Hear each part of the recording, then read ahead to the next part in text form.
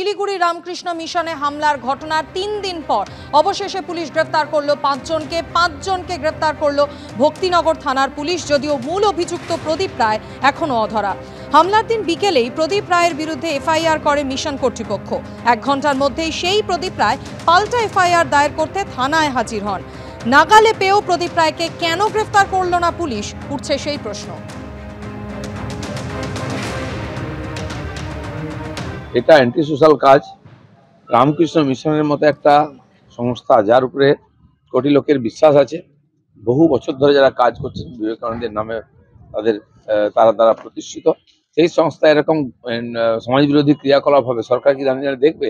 যেই করুক তাকে ধরতে হবে, সাজা দিতে হবে এবং এই ধরনের বদমাইশি বন্ধ করতে হবে।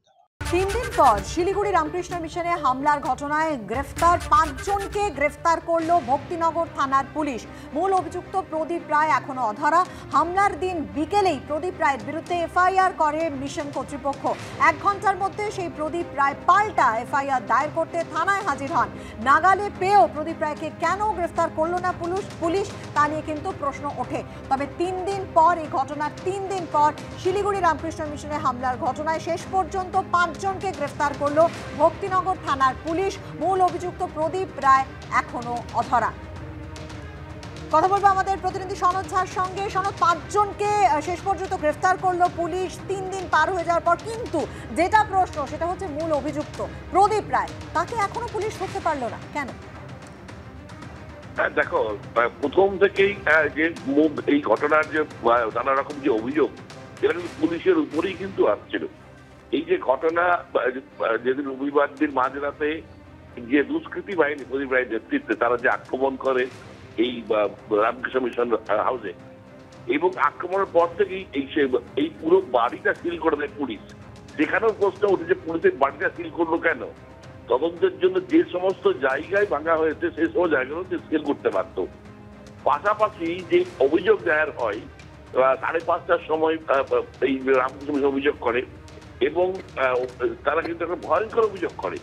সেই অভিযোগ পাওয়ার 1 ঘন্টা পরে কিন্তু প্রদীপ রায় অভিযোগ করে, তখনও কিন্তু প্রদীপ রায়কে কিন্তু গ্রেপ্তার করেনি বা আটক করেনি।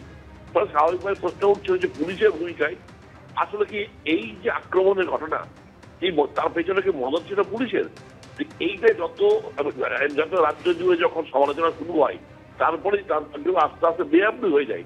তারপরে কিন্তু এই 5 জন কিন্তু গতকাল রাতে আটক হয়েছে, আজকে গ্রেপ্তার দেখানো হচ্ছে, জলপাইগুড়িতে পাঠানো হবে। পুরো বিষয়টা আদালতের কাছে মিশনের আইনজীবী তারা বিষয় নিয়ে যাবে।